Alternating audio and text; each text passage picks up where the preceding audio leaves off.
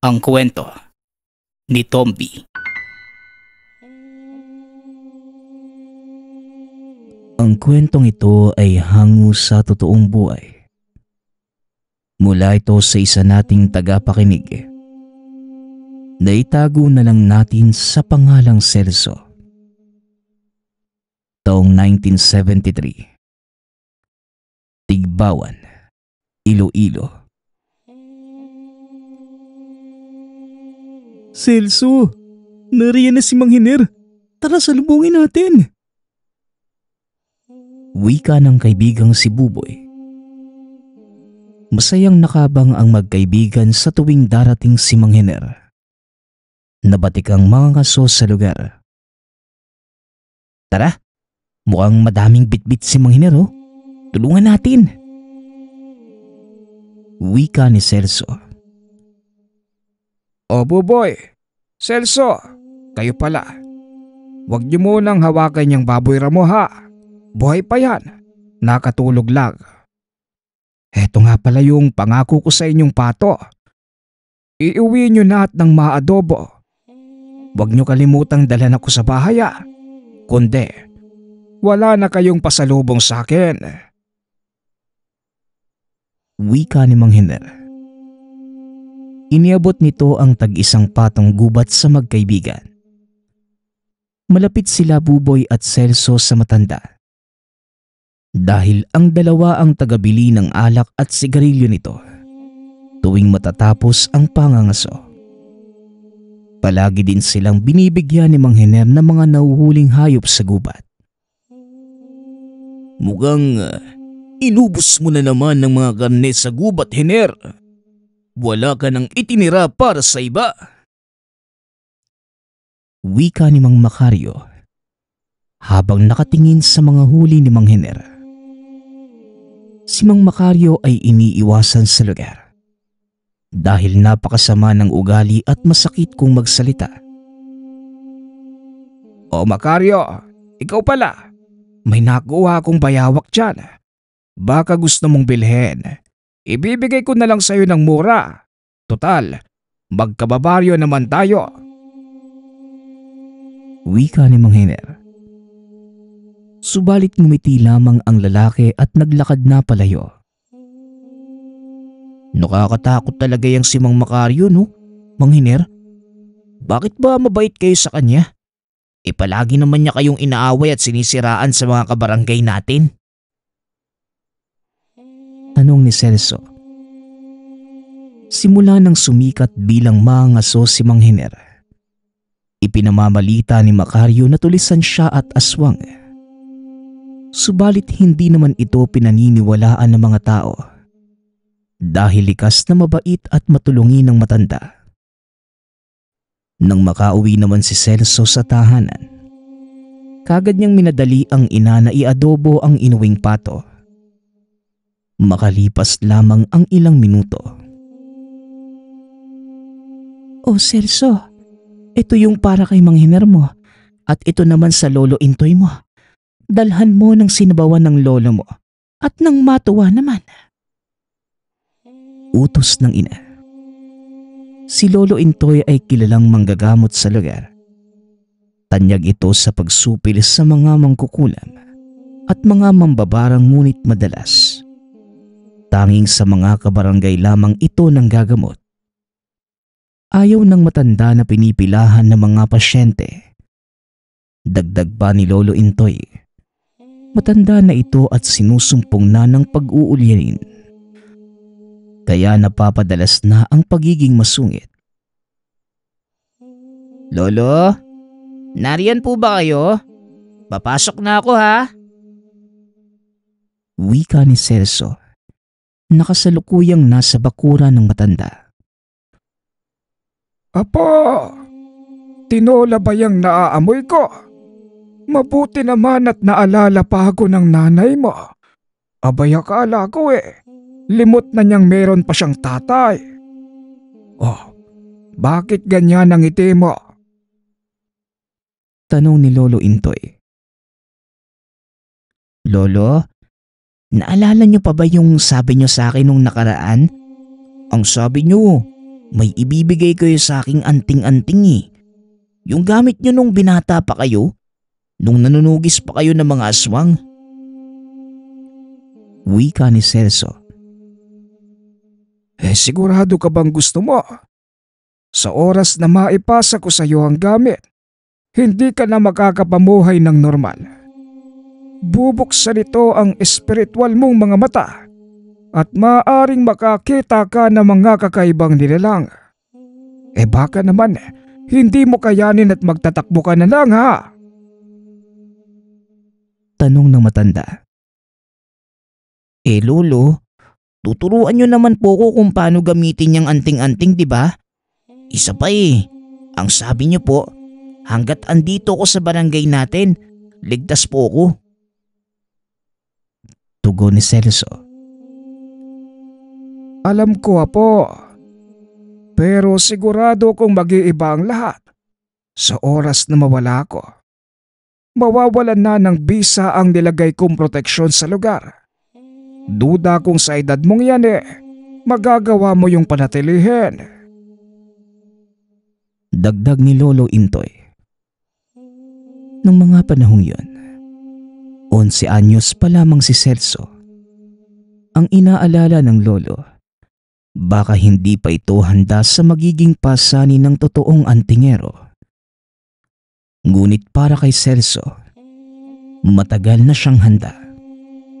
Sigurado na ang bata sa pasya na maipasa sa kanya ang mutya ng batong apoy.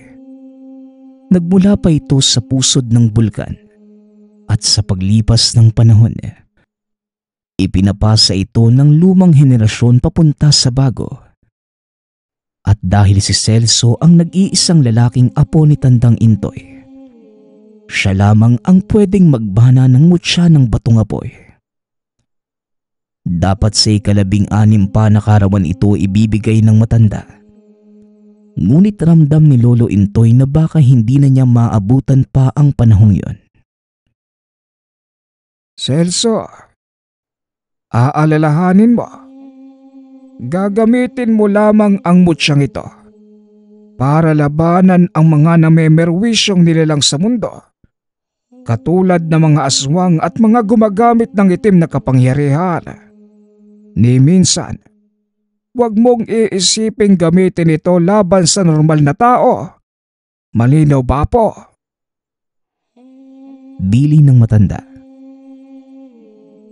Opo lolo, malinaw po. Pangako ko po. Iingatan ko yan at gagamitin para sa ikabubuti ng mga kabarangay natin. Tugon ni Celso. Hanggang sa naputol ang usapan ng dalawa. Nang dumating sa kubo ng matanda si Mang Hinera, nagsusuka ito ng dugo. Nangingitim na ang mukha at nahihirapan na sa paghinga. Lolo Intoy, tulungan niyo.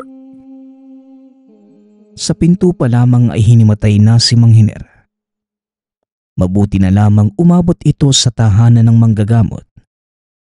Nagawang kontrahin ng matanda ang lasong pinataw sa kanya. Nang magising naman si Mang Hinera. Nasa bahay lang ako kanina Kinakain ko yung adobong pato na bigay sa akin ni Buboy. Napadaan si Macario sa bahay. Bibilhin niya daw yung bayawak na nahuli ko. Pumunta ako ng kusina para kunin yung bayawak. Kaso pagbalik ko sa labas, wala na si Macario. Kaya tinuloy ko na lang ang pagkain. Wala pang ilang minuto, bigla akong nahilo at nagsuka na ng tugo. Tumakbo na nga kagad ako dito pagtapos kong uminom ng bote ng lana. Salaysay ni Mang Hiner. Ngayon po Mang Hiner, ayos na po ba kayo? Tanong ni Celso. Huwag kang mag-alala po. Nailabas ko na ang lason sa katawan ni Hiner. Mabutit na isipan mong uminom ng lana. Yon ang nagpabagal sa pagkalat ng lason sa katawan mo. Ang ipinagtataka ko lang, paanong nakakuha ng ganong uri ng lason si Macario? Wala namang malapit na dagat dito ha. Wika ni Lolo Intoy. Ang tinutukoy ng lolo ay isang uri ng laso na nakukuha lamang sa ilalim ng dagat. Uri ng halaman na kapag pinatuyo at ginawang pulbos, kayang-kayang pumatay ng kalabaw sa isang kutsarita lamang. Hindi sila makagawa ng aksyon dahil wala naman silang pruweba na si Macario nga ang may gawa. Kinabukasan, habang kasama ni Mang Hiner si Celso at Buboy, nakasalubong nila si Macario. Nagulat ito nang makita si Mang Hiner na malakas at naglalakad pa. Magandang umaga sa iyo, Macario. Nakalimutan mo yata yung bayawak sa bahay eh. O eto yung bayad mo. Naibenta ko na sa iba eh. Sa uulitin ha. Siguraduhin mong mapapatay mo ko sa gagawin mo. Wika ni Mang Hiner. Nagmamadali namang umalis si Macario na tila napahiya. Naduwag yata sa'yo, Mang Hiner eh. Biglang namutla yung muka. Wika ni Celso. Oo nga, Mang Hiner. Hindi hamak na mas matipuno kayo kumpara sa kanya eh. Dagdag ni Buboy. Kinagabihan sa tahanan ni Buboy. Anak, ang taas ng lagnat mo ha. Ano bang ginawa mo kaninang umaga? Maayos ka naman bago ka lumabas ha. Tanong ng ina ng bata. Hindi ko din po alam, Nay. Magkasama lang kami nila Mang Hiner at Celso kanina eh. Tsaka nakasalubong namin si Mang Macario. Tugon ni Buboy. Sa gitna ng usapan, nakarinig sila ng pagaspas na malaking pakpak sa labas ng tahanan. Hanggang sa, Uy, aswang. Bumaba ka dito nang matikman mo ang ita ko. wika ng ama ni Buboy. Narinig nilang nasigaw ang ama na nasa pintuan. Kakarating pa lamang nito ng mga panahong yun. Pumasok ito at kumuha ng ilaw para sugurin ang aswang na nasa itaas ng bubong. Subalit pagkalabas ng ama dala ang ilaw at itak. Pagaspas na lamang ng aswang ang naririnig nito mula sa papalayong nilalang. Bukas, pupunta tayo kay Lolo Intoy. Ipapagamot kita, anak. Hinala ko, aswang ang dahilan ng pagkakasakit ng anak natin. Wika ng ama. Kinabukasan, maagang pumunta ang pamilya ni Buboy sa tahanan ng matanda. Nagamot naman ang bata at kinumpirma ni Lolo Intoy. Nagawa nga ng aswang ang sakit. Wala naman silang ibang maisip bukod kay Mang Macario. Subalit ng sumunod na gabi, nagimbal ang mga kabarangay dahil sa iyak ng nanay ni Celso. Nang puntahan ito sa tahanan si Lolo Intoy, natagpuan na lamang na may gilit sa leeg ang matanda. Wala na itong buhay at butas ang dibdib. Magulo din ang tahanan na tila may hinahanap ang sino mang may gawa nun kay Lolo Intoy. Walang awa ang may gawa sa'yo nito, Tata Intoy. Isa lang ang alam ko makakagawa niyan. Hayop ka talaga, Macario. Wika ni Mang Hiner. Habang si Celso naman, nanatiling tahimik, nakikinig lamang sa usapan habang umiiyak. Bago mangyari ang krimen, kakagaling lamang niya sa tahanan ng lolo. Kakalipat lamang sa kanya ng mutya ng batong apoy, kasama ng iilan pang tanga ng matanda. Sa isip ni Celso, alam na ng lolo ang magiging kapalaran. Minadali na nitong ilipat sa kanya ang pagmamay-ari niyang mga gamit. Sa murang edad, hindi alam ni Celso kung paano may paghihiganti ang pagkamatay ng lolo. Hanggang sa Sinusumpa ko, Lolo. Pagbabayaran ko si Mang Macario sa ginawa niya sa inyo. Susupilin ko ang mga aswang na yon. Wika ni Celso sa sarili. Makikita sa mukha nito ang galit. Sa loob ng ilang buwan, sinanay ni Celso ang sarili. Mag-isa itong pumupunta sa gubat at ilog na malapit sa kanila para mas palakasin ang pisikal at espiritual na katawan niya. Sa paglipas ng 2 taon, batak na ang katawan ni Celso. Araw-gabing sinikap ng bata na mas lumakas at maging angkop para sa mga pamana ni Lolo Intoy. Totoo nga ang sabi ni Lolo. Noong mga nakaraang araw, marami na akong nakikitang elemento sa gubat. Meron pa nga mga puting duwende habang nagsasanay ako eh. Wika ni Celso sa sarili. Sa tingin ng bata, sapat na ang lakas para magamit ang kakayahan ng mutya. Dahil ayon kay Lolo Intoy, magbubukas lamang ang espiritual na mata kapag sapat na ang lakas at kakayahan niya. Sa palagay ko, ito na ang oras para kaharapin ko ang aswang na pumatay kay Lolo. Humanda ka lang sa akin, Mang Macario. Wika ng bata. Naghanda na si Celso. Balak niyang palihim na salakayin ang tahanan ni Mang Macario sa darating na Sabado. Hanggang sa mabilis na sumapit ang araw ng Sabado. Mag-aalas 6 pa lamang ng umaga. Pumunta na si Celso sa tahanan ni Mang Macario. Subalit nagulat siya sa nakita at narinig. Napakasama mo talaga, Hiner. Pinatay mo pa si Tata Intoy para sa mga mutya niya. Pagkatapos ako pa ang tinuro mo. Umalis ka dito sa pamamahay ko. Wika ni Mang Macario.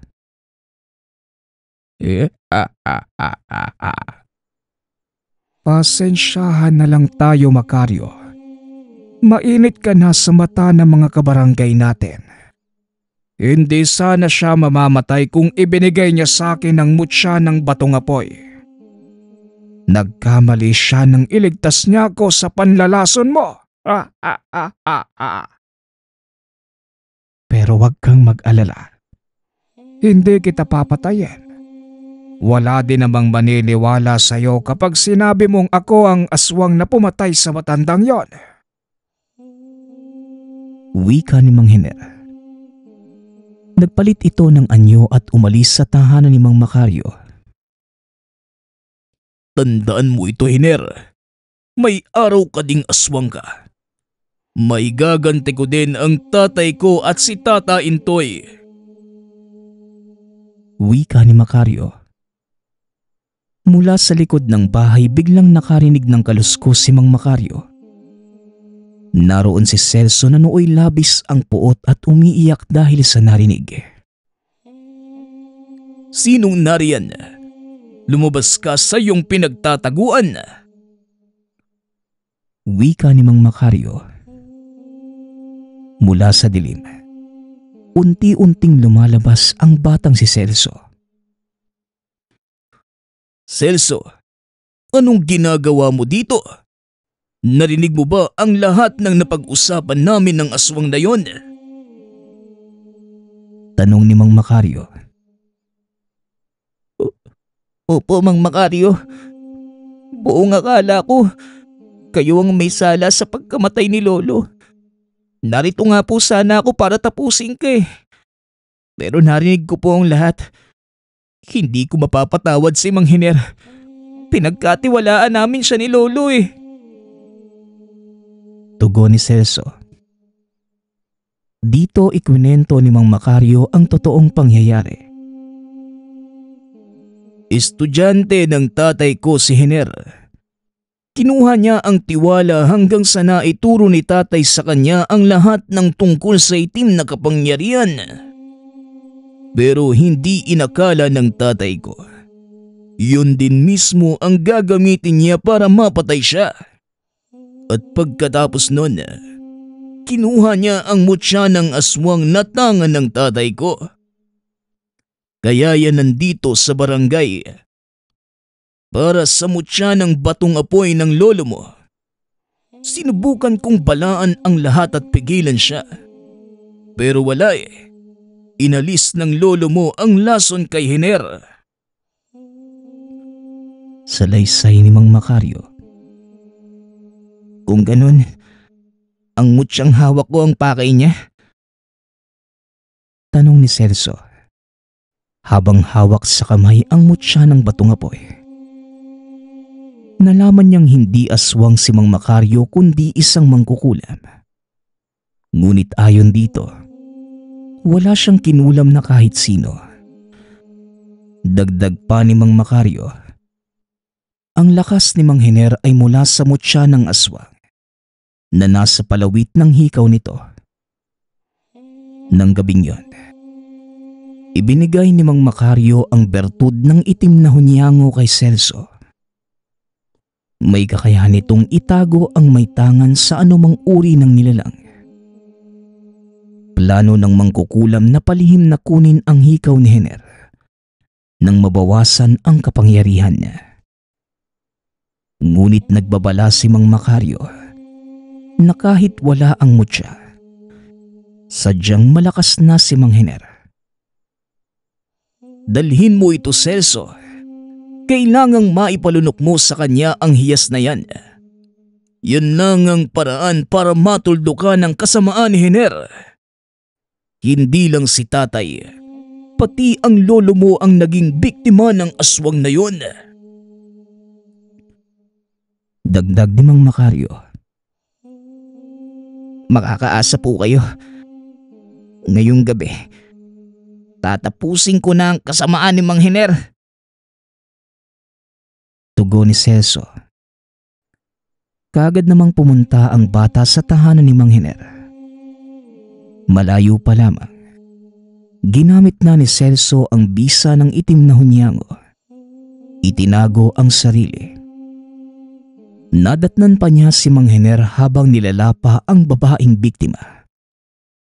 Gusto sanang sugurin ni Celso ang aswang. Ngunit pinakalma niya ang sarili para maisagawa ang plano. Sisiguraduhin kong hindi ka naaabutan ng umaga. Aswang ka! Wika ni Celso sa sarili. Dahan-dahan itong papalapit kay Mang Hiner. Ngunit nang akma na sanang hahablutin ni Celso ang hikaw, nakaiwas si Mang Hiner. Dahilan kaya napaatras ang bata. Kung sino ka man, nararamdaman ko ang presensya mo. Balak mo pang kunin itong hiyas ko. Malabong si Makaryo ka. Mas malakas ang presensya mo kesa sa kanya. Wika ni Mang Hiner. Nag-iisip si Celso kung paano aatake. Kahit hindi nakikita ngunit nararamdaman naman siya. Sige. Gusto mong maglaro ah. Subukan mong kunin. Hamon ni Mang Hiner. Sabay lunok sa mutya. Kaagad naman itong nag-anyong aswang. Mas pinalalakas ng mutya ang mga kakayahan ni Mang Hiner. Pangamoy, paningin pati na rin pandinig. Kaya nalalaman na niya kung nasan si Celso. Andiyan ka lang pala eh. O sige, tignan natin ang tibay mo. Wika nito sabay sugod sa bata. Mabilis ang aswang. Kaya hindi na nakaiwas si Celso at tinamaan ng malakas na suntok. Dahilan upang tumilapon siya at mawala ang bisa ng hunyango. Sa oras na mawalay ang gamit sa katawan ng bata, mawawala rin ang bigay nitong sa bulag. Celso, aba, tignan mo nga naman ang kapalaran. Ikaw na mismo ang lumapit sa akin. Sabihin mo, sa'yo ipinasa ng matanda ang hinahanap kong bato. Tama ba ako? Tanong ni Mang Hiner. Hindi mo to sa akin makukuha. Sisiguraduhin ko. Dito ka na mamamatay, aswang ka. Tugon ni Celso. Mabilis na tumayo ang bata at sinugod ang aswang gamit ang itak. Patuloy niya itong inuundayan. Subalit hindi yun tumatama. Doon niya napagtanto na napakalayo pa ng kakayahan niya kumpara sa kakayahan ni Mang Hiner. Ngunit hindi pinanghinaan ng loob si Celso. Ano bata? Hanggang dyan na lang ba ang kaya mo? Aba hindi pa nga ako pinagpapawisan Hindi sa'yo nababagay ang mutya na yan. Mabuti pang ibigay mo na lang sa akin. Pangako, bubuhayin pa kita. Wika ng aswang. Di subukan mong kunin kung kaya mo. Tugon ni Celso. Biglang sumugod si Mang Hiner at nasakal ang bata. Isinadsad sa lupa at buong lakas na sinakal gamit ang dalawang kamay. Ano bata? Akala ko ba papatahin mo ko ngayong gabi? Pasensyahan na lang tayo. Ikamusta mo na lang ako sa lolo mo. Wika ni Mang Hiner. Habang si Celso naman, halos mabali na ang leeg sa lakas ng pagkakasakal sa kanya. Ngunit, mula sa likod, tumagos ang dalawang itak sa dibdib ni Mang Hiner. Celso, ang hiyas! Sigaw ni Mang Macario. Doon lamang lumuwag ang pagkakasakal sa kanya ni Mang Hiner. At dahil sa natamong pinsala, kaagad nitong isinubo kay Mang Hiner ang hiyas na binigay sa kanya. Kasabay ng pagsuntok sa leeg, dahilan upang malunok ni Mang Hiner ang hiyas. Mula sa tenga, ilong, at bibig ay bumulwak ang dugo. Unti-unting lumiit ang katawan ni Mang Hiner. Bumalik sa anyong tao. Dilat na binawian ng buhay ang aswang. Mula sa bibig, nailuwa nito ang mutya ng aswang na kagad namang kinuha ni Celso. Mang Macario, ito na po yung mutya ng tatay ninyo. Maraming salamat po, sinundan niyo ako. Kung hindi po dahil sa inyo, baka napatay na din ako ni Mang Hiner. Wika ni Celso. Ako ang dapat magpasalamat sa iyo, bata. Kung hindi dahil sa iyo, malamang mas marami pang mabibiktima ang aswang na yan. Ay nako, ilang taong ko ding inantay ang pagkakataong ito. Tugon ni Mang Macario. Para makasigurado, sinunog ng dalawa ang katawan ni Mang Hiner, kasama ang tahanan nito. Nang matapos akay ni Macario si Celso pauwi ng baryo, kaagad naman silang sinalubong ng taong bayan. Celso, iyo, anong ginawa sa iyo ni Macario? Ayos ka lang ba? Tanong ng kapitan. Nakma sanang susuntukin si Mang Macario. Ngunit humarang si Celso at sinabing, Sandali lang po, kapitan. Hindi po si Mang Macario ang may gawa nito. Si Mang Hiner po. Siya po ang pumatay sa lolo ko. Siya din ang aswang na matagal nang nambibiktima sa mga karatig nayon. Si Mang Macario po ang tumulong sa akin upang mapuksa si Mang Hiner. Wika ni Celso. Nagulat naman ang taong bayan sa sinabi ng bata. Hindi nila inakala na ang matagal na nilang pinaghihinala ang aswang, siya pa mismo ang tumulong sa kanila. Sa kabila ng mga panghuhusga at pangungutya, hindi sila iniwan ni Macario. Matapos ang pangyayaring yun, si Mang Macario mismo ang nagturo kay Celso ng mga kaalaman para mas makatulong ito sa taong bayan. Hanggang sa unti-unting naging mahusay si Celso, hindi lang sa larangan ng pakikidigma, kundi maging sa panggagamot.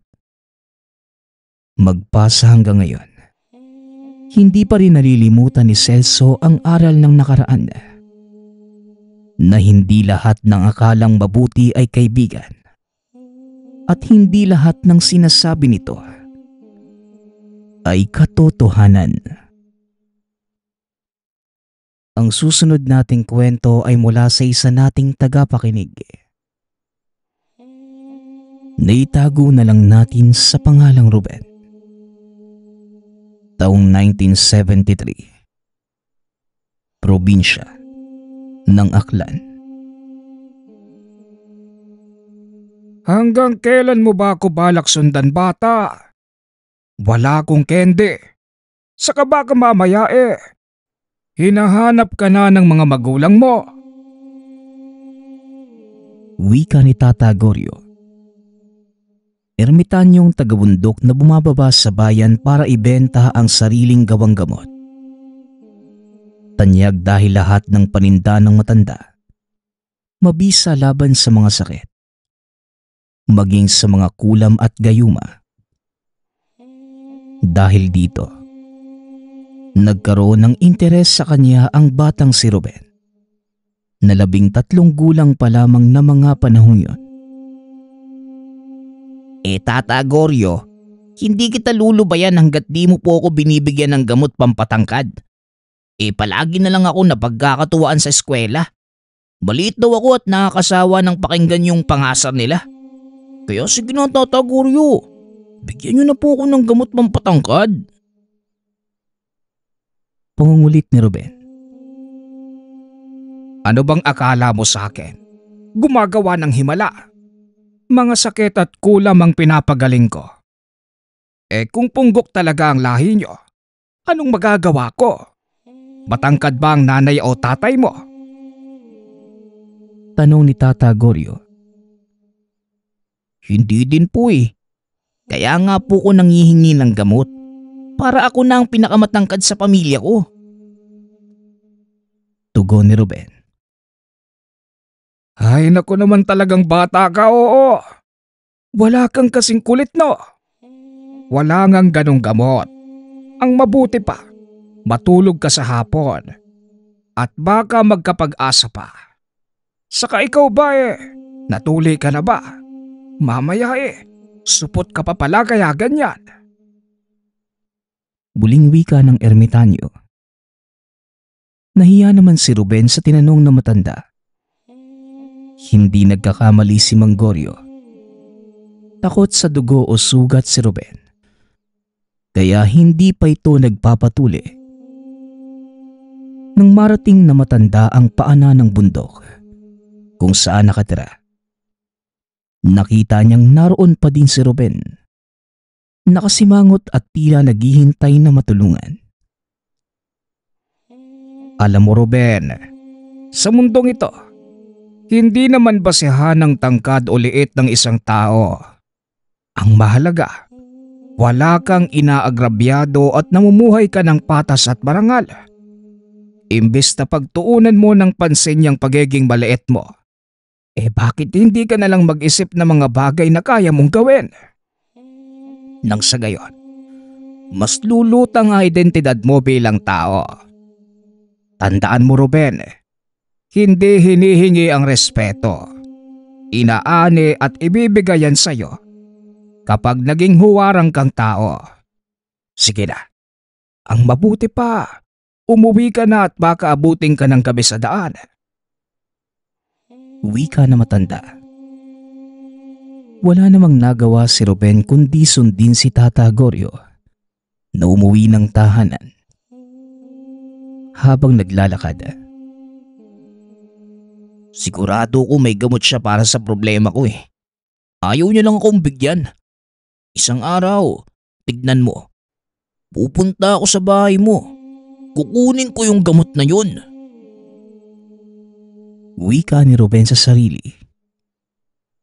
Ngunit habang naglalakad, may nakasalubong siya na matandang hukluban. Ang tanyag na mambabarang sa lugar at ayon pa sa mga sabi-sabi, kumakain ito ng bata. Akma na sana siyang lalapitan ng hukluban. Ngunit biglang nagsalita si Tata Goryo na nasa likuran lang pala ni Ruben. Ruben iho, ang mabuti pa, sasamahan na kita sa inyo. May nakalimutan din akong bilhin eh. Wika ni Tatay Goryo. Sabay titig ng matalim sa matandang hukluban. Hindi naman nagsalita pa ang mambabarang. Nagmamadaling umiwas na tila nagulat sa pagdating ng ermitanyo. Sa susunod ha, huwag ka nang susunod sa akin dito. Kilala mo naman siguro ang matandang yon. Alam mo ang kwento tungkol sa kanya, hindi ba? Mabuti na lang at hindi ka pa nakakalayo. Dagdag na matanda. Walang pagkakakilanlan ang matandang hukluban. Madalas lamang itong makitang naglalakad sa kalsada. Pasensya na po, Tata Goryo. Naabala ko pa po kayo. Gusto ko lang talagang matigil na yung pangasar sa akin eh. Kung wala po talagang gamot para dito, wala na po ako magagawa. Pero Tata Goryo, bakit po ba palaging dito nakikita yung matandang hukluban? Tanong ni Ruben. Alam mo iho, ang bundok na tirahan ko ay hindi lang tahanan ng kagaya kong manggagamot. Merong ding may kaalaman sa kaliwa na nasa lugar. Kagaya ng matandang hukluban na yon, nabantog sa pambabarang. Meron ding mga nakatirang aswang sa bundok. Kaya ang payo ko sa'yo, huwag mo nang balakin pang pumunta dito. Lalo na ang pupuntang mag-isa. Malabo ka nang makalabas sa oras na pasukin mo ang kakahuyan. Tugon ni Tata Goryo. Natakot naman si Ruben at tumindig ang balahibo sa sinabi ng matanda. Naku, mabuti na lang naikwento na ni Tata Goryo bago pa ako magpunta sa kanila. Kunti eh, malamang nakarne na ako sa gubat. Wika ni Ruben sa sarili. O paano ba yan iho? Hanggang dito na lang ako. Ligtas ka na mula dito. Dumiretso ka na sa bahay niyo ha. Malinaw ba? Muling wika ng matanda. Bigong umuwi si Ruben subalit marami naman itong nalaman at natutunan. Mula sa ermitanyo, lalo na sa peligrong naroon sa kabundukan. Hanggang sa sumapit muli ang araw ng pagpunta ng ermitanyo sa baryo ni Ruben.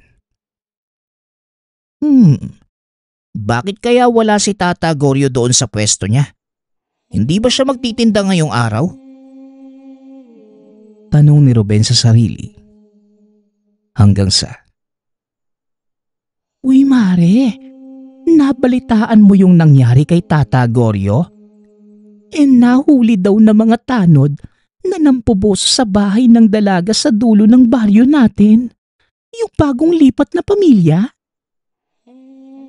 Uy talaga Mare, kaya ko duda talaga ako sa matandang yun eh. Ula ko, ginagamit lang niya ang pagtitinda ng gamot. Siguro siya din yung taong nakita ng asawa ko. Nakasilip dun sa bahay ng buntis na si Maria. Abay ang tanda ka na, mahilig pa sa mga ganyang bagay. usapan ng mga nanay na nagchichismisan malapit sa kinatatayuan ng bata. Mabilis itong kumalat sa baryo kung kaya pinagbawalan na ang matandang tumapak sa lugar. Kung dati ermitanyong Tata Goryo ang bansag sa kanya, ngayon ay matandang mahilig dahil sa ginawang pamboboso.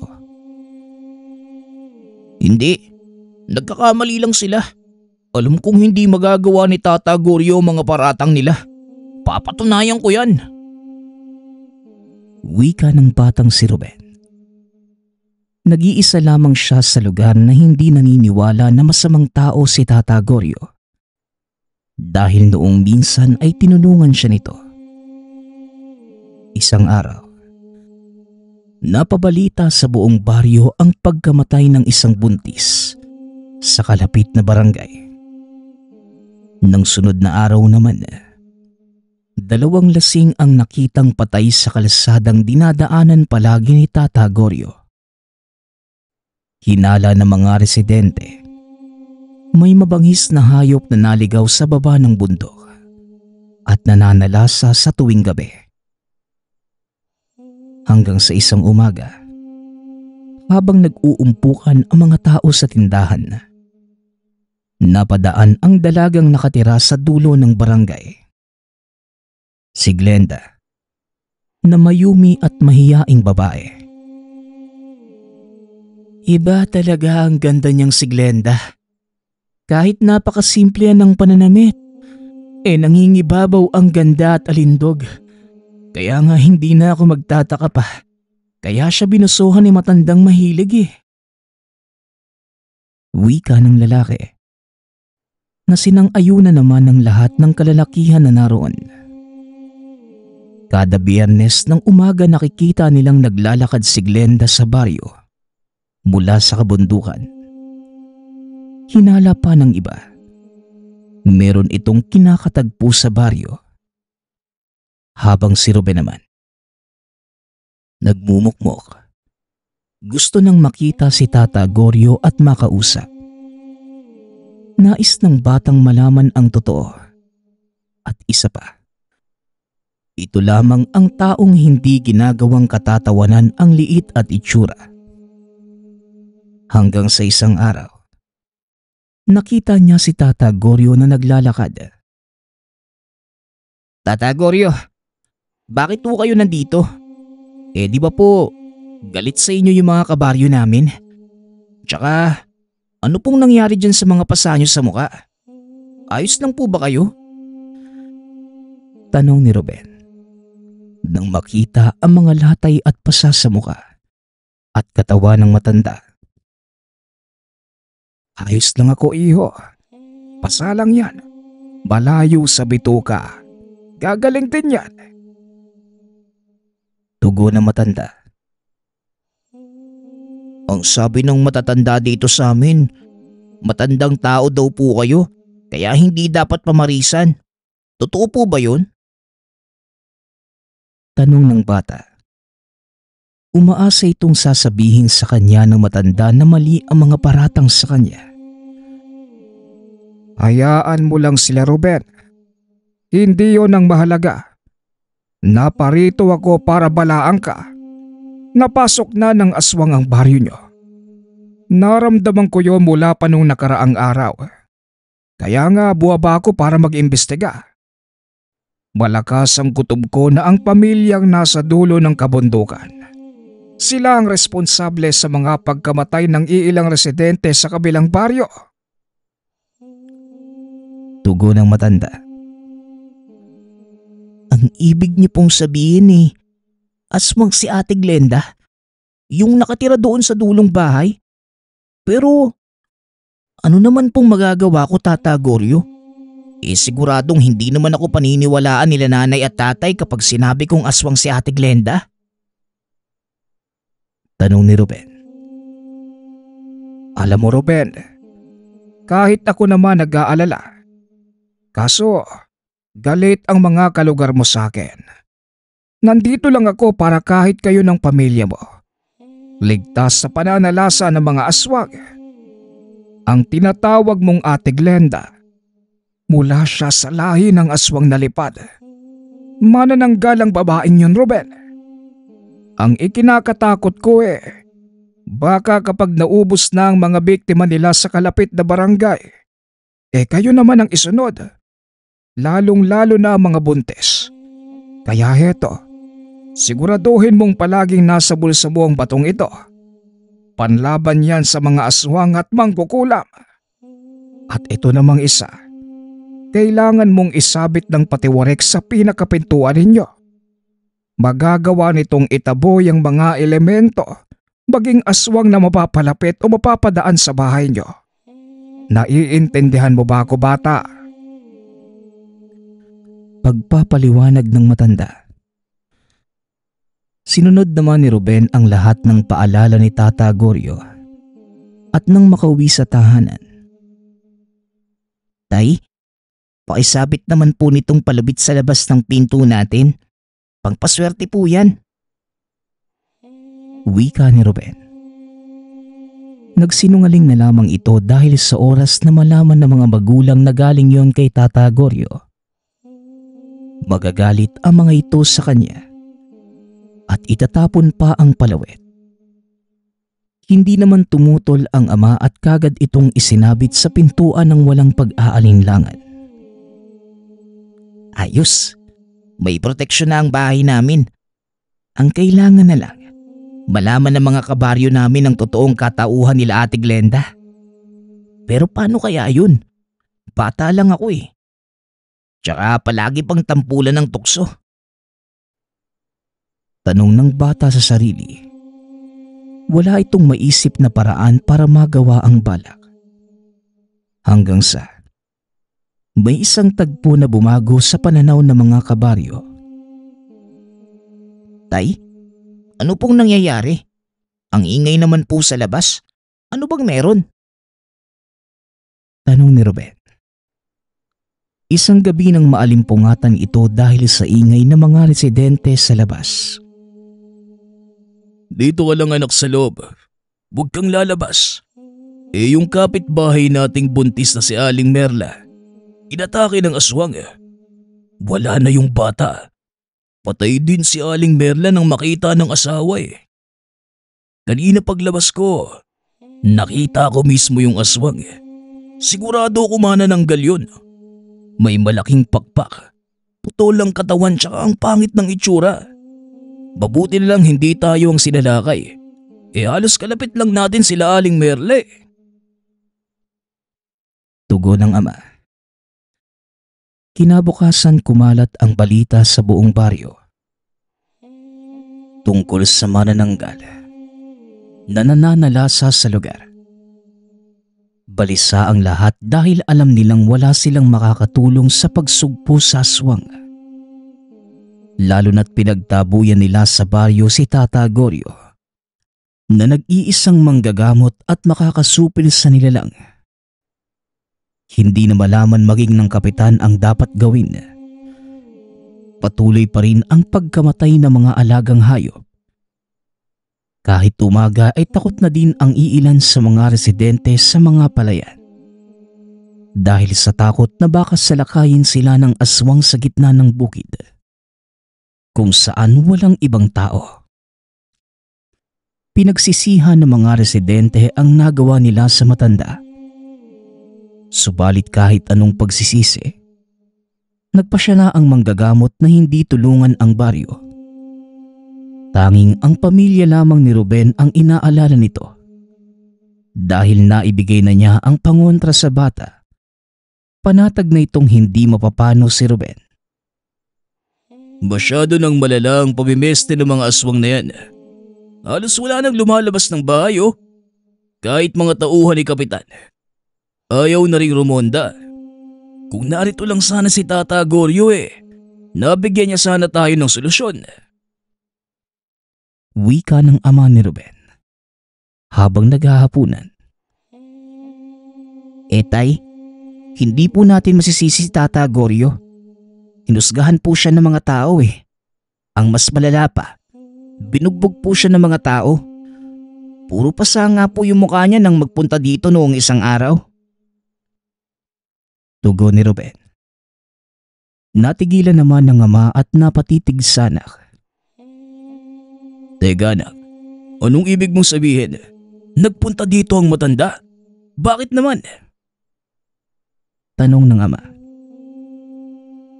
Tay, ang sabi niya po sa akin, nag-aalala po siya sa pamilya natin. Kaya inabot niya sa akin itong bato, pangontra daw sa aswang. Tsaka yung palawit na nasa labas ng bahay. Pangtaboy po yun ng aswang. Hanggat nakasabit po yun sa pinto natin, hindi tayo papasukin ng mga aswang. Meron pa bang ibang bilin sa iyo matanda na? Baka sakaling makatulong yun sa baryo. Wala na po tay. Pero ang sabi niya, hindi naman totoo na nambuboso siya. Nagmamasid lang siya sa bahay nila Ate Glenda. Hinala po niya, yung pamilya nila ang manananggal na ng bibiktima dito. Ang kaso nga po, ayaw naman siyang paniwalaan ng mga tao. Sinaktan pa po siya tsaka pinalayas. Wika ni Ruben. Dahil sa narinig, nagimbal ang ama ni Ruben. Nasa baryo lang pala natin yung aswang. Kailangang malaman to nila kapitan para masupil kagad ang pamilya ng aswang na yon. Ruben, huwag kang aalis dito ha. Samahan mo lang ang nanay mo. Pupuntahan ko lang si kapitan para maipalam ang tungkol kay Glenda. Dili ng ama. Pagsapit ng dilim, hindi pa din nakakauwi ang tatay ni Ruben. Nay, ang tagal po ni tatay ah. Nasaan na po kaya siya? Tanong ni Ruben. Hindi ko nga rin alam anak. Nag-aalala na din ako. Baka kung napano na ang tatay mo. Tugon ng ina. Maya-maya pa, nakarinig sila ng pagaspas ng pakpak sa labas ng tahanan. Papunta sa bubong. Ruben anak, magmadali ka. Isara mo ang mga pinto at bintana. Kunin mo din yung asin sa kusina. Nandiyan na yung manananggal. Wika ng ina. Kagad naman itong sinunod ng bata. Kinuha ni Ruben ang asin sa kusina, pati na rin ang itak. Naisip ni Ruben na kung sakaling pasukin sila, lalaban na lang siya sa mga nilalang. Ngunit nagulat sila. Biglang sumigaw ang manananggal. Umalis sa bubong na tila sobrang nasaktan. Maya-maya pa, narinig ni Ruben ang ama sa pinto. Ruben, mahal ko anak. Pagbuksan mo ng pinto ang tatay. Wika ng ama. Ngunit may napansing kakaiba si Ruben.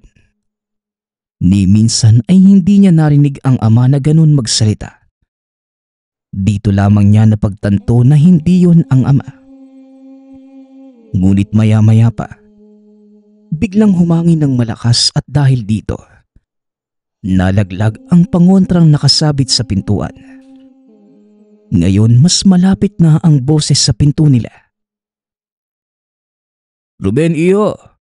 Bakit hindi mo ako pagbuksan ng pinto nang makapasok ang tatay mo? Wika ng nilalang na nagpapanggap na ama ni Ruben. Maya-maya narinig nila na may dumapo muli sa bubungan. Bukod pa sa nilalang na nasa pinto. Aray, anak, ang tiyan ko sumasakit. Madali ka, samahan mo ko sa kwarto. Daing ng ina. Bigla na lamang sumakit ang tiyan nito sa hindi malamang dahilan. Nanay, ano pong gagawin natin? Wala pa po si tatay. Tanong ni Ruben, na tila natataranta na ng mga sandaling yun. Hanggang sa hinawi na ng nilalang ang bubong na pawid. Nakita ng mag-ina ang mapupulang mata nito habang nakatitig sa kanila. Maya-maya pa, narinig na niya ang ama sa labas at hinahamon ang nilalang na nasa bubong. Kasunod ng boses ng matanda na pamilyar sa kanya. Tata Goryo, Nay, nasa labas na si tatay. Kasama si Tata Goryo. Wika ni Ruben. Nabuhayan ito ng pag-asa. Mabilis na nag-usal ng mga buhay na salita si Tata Goryo. Napansin naman ng ama ni Ruben na tila nagbabago ang boses ng matanda habang nagsasalita. Maya-maya pa nalaglag na sa lupa ang manananggal na nakatitig sa mag-ina. Nang bumagsak ito sa lupa, kaagad itong sinunggaban at sinaksak ng tatay ni Ruben. Doon lamang binuksan ni Ruben ang pinto at sabik na binati ang dalawa. Tatay, mabuti po nakabalik na kayo. Tata Goryo, maraming salamat po. Wika ni Ruben. Nang humupa ang tensyon, doon lamang pinaliwanag ng ama ang nangyari. Pasensya na kayo anak ha. Natagalan ako sa labas. Nang ipaalam ko kay Kapitan yung tungkol kay Glenda, kaagad kami nag-organisa ng grupo na susugod sa bahay ng mga aswang. Kaso, bago pa kami makalapit, sinalubong na kami ng mga malalaking aso. Mabuti na nga lang dumating si Tata Goryo eh. Tinulungan niya kaming sugpuin yung mga nilalang. Yun nga lang, madami ding nakatakas. Kaya nang malaman yun ni Tata Goryo, sinabihan niya ako magmadali ng umuwi. Mabuti nga at umabot kami. Pagpapaliwanag ng ama. Tama ang tatay mo, Ruben. Mabuti na abutan namin kayo. Saka kung hindi nyo alam, nagdadalang tao ang nanay mo. Maaring yan ang dahilan kung bakit sinalakay kayo. Bueno, yaman na din lang na narito na ako. Bukas na ako uuwi. Baka naman kahit papano, may pagkain dyan oh. Tanong ng matanda. Kinabukasan, lahat ng mga residente nasa labas ng tahanan. Isa-isa itong humingi ng tawad at nagpapasalamat kay Tata Goryo. Hindi nila akalain na ang taong pinagtatabuyan nila at pinaparatangan ay siya palang tutulong sa dulo. Ang ermitanyong minsang binansagan na matandang mahilig. Nagpapasalamat nga pala ako sa lahat ng sumusuporta sa ating channel. Nawa ay patuloy niyong suportahan at pakinggan ang ating mga kwento. Hanggang sa muling pakikinig. Paalam.